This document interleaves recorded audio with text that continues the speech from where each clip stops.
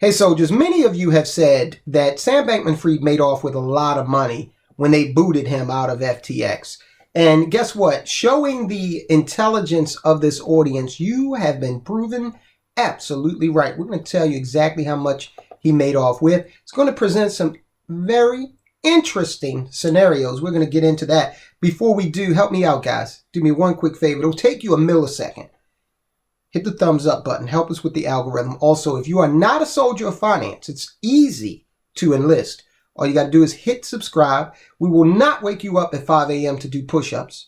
But if you leave a comment saying, hey, I just subscribed, I enlisted, I'm a member of the Soldiers of Finance, I will salute you in the comments. Now, salute to all of these Soldiers of Finance. Well, guys, FTX transferred $2.2 billion to Sam Bankman-Fried. This is according to new management, John J. Ray over at FTX. Sam Bankman-Fried got $2.2 billion transferred from FTX entities, according to the bankrupt cryptocurrency exchange's new management. The company, now led by CEO John J. Ray III, revealed in court filings and a press release issued Wednesday, that would have been the 15th of March, that Sam Bankman-Fried and his inner circle, or as I like to call them, his cadre of alleged co-conspirators, they profited mightily, okay, more so than anyone else did in this scenario, apparently. Total of $3.2 billion that they received from FTX entities in the form of payments and loans. Okay, the press release and filing goes on to say these amounts exclude $240 million spent to purchase luxury property in the Bahamas, political and charitable donations made directly by FTX debtors, and substantial transfers to non-debtor subsidiaries in the Bahamas and other jurisdictions. So they were living it up, man, with other people's money. They should have been on deposit. That's at least what the government is alleging.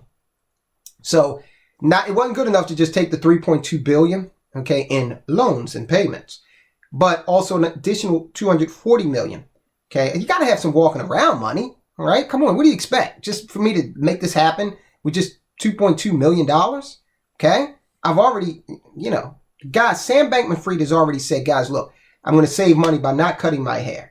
Okay, I'm going to be frugal here. And get a guy a break. $240 million in addition. Okay, and the 240 in large part was to purchase luxury digs in, of all places, the Bahamas. For someone who spent as much time as he did in the Bahamas, guy never got a tan. I don't know what's up with that. Maybe he spent a lot of time inside the office. He should have took his laptop out on the beach, right? You would have thought he would have maybe done that, but apparently not. The funds came primarily from Alameda Research, a crypto trading hedge fund affiliated with FTX. Now, Sam Bankman-Fried is on record as saying, hey, look, I didn't have any control over FTX. I didn't know what they were doing over there. That was Caroline Ellison. Interesting that he got a lot of money from an entity, Alameda, that he didn't have anything to do with, right? Okay.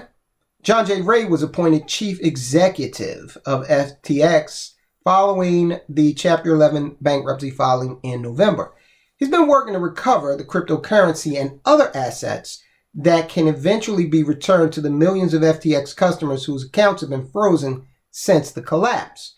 Wouldn't it be nice if they could get back the $2.2 billion? That might go a long way, right, toward helping these folk remain whole. But remember, and we did the report on this, the other caveat here in terms of getting his money back is that a substantial portion of whatever they're getting back is going to pay legal fees for the army of attorneys that they have dealing with this bankruptcy. Bankman-Fried is facing a dozen federal charges related to the collapse of FTX, accusing him of securities fraud and looting the platform for personal gain. He's also, don't forget, guys, facing campaign finance charges as well. Host of civil suits also. Okay, this thing is so intricate. I would hate to be him because he's got to deal with a literal rat's nest that's probably going to be something that you can't unravel without spending decades in prison. Filings showed Bankman-Fried had received $2.2 billion of the total $3.2 billion figure that came out of Alameda. So he got the lion's share of the money, while fellow co-founders Nasheed Singh and Gary Wang received roughly $587 million and $246 million respectively. A lot of money, man. Former FTX executive Ryan Salam received some $87 million, and John Samuel Trabucco was given transfers of around $25 million. Somebody had been asking that question in the comments. What about Sam Trabucco? What's going on with him? Well, I would imagine that right about now, Sam Trabucco is probably having some conversations with the U.S. attorney, because according to this, he got $25 million out of this thing. And we all know that according to what those who had pleaded guilty have said, this thing was not on the up and up. All right. The CEO of Alameda Research, Caroline Ellison, she got $6 million. Funny, she was top dog over at Alameda and giving out all this money, and she got the least.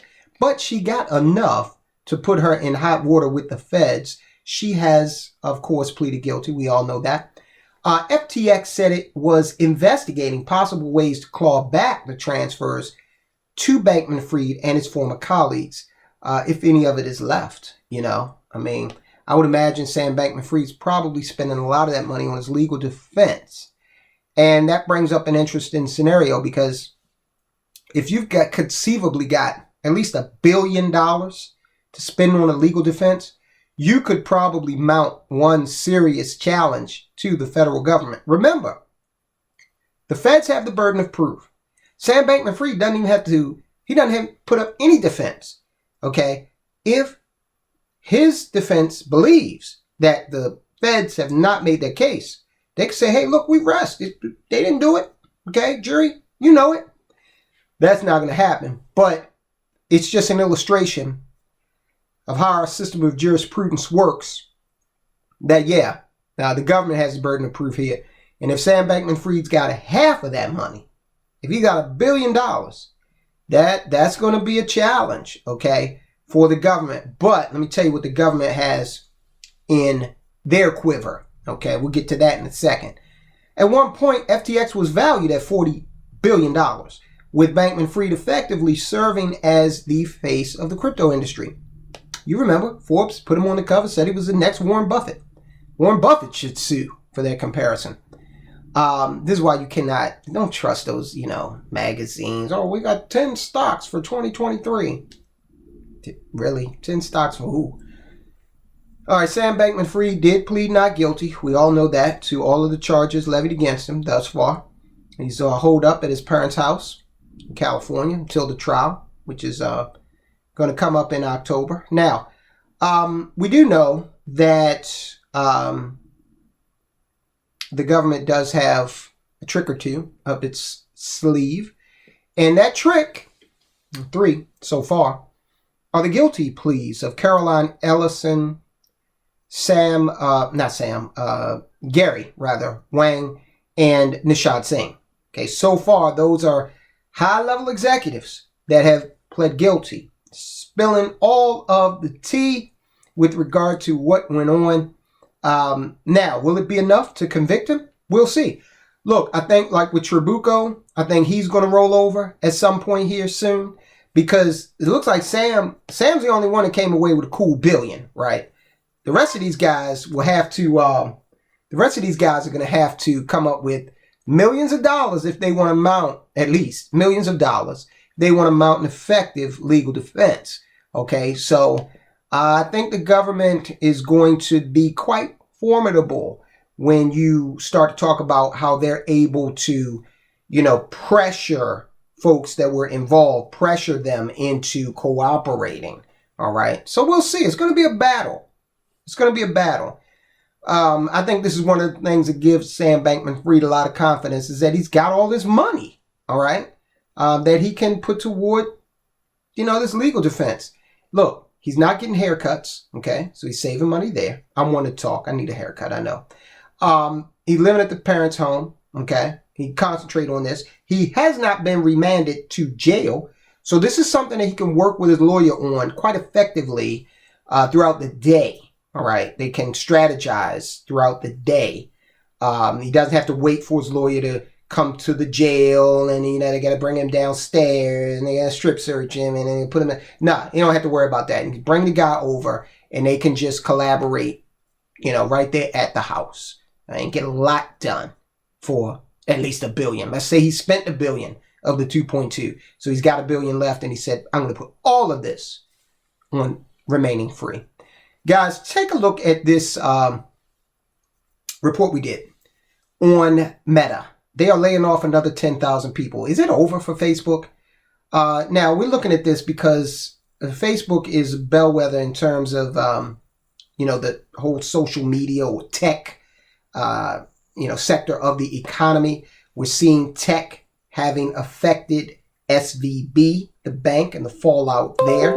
Also, hey, look, the fact of the matter is, it's been a hot stock for a while. Will it remain so? Can they pull up out of this dive that they're in over at Facebook? Look, I give my opinions.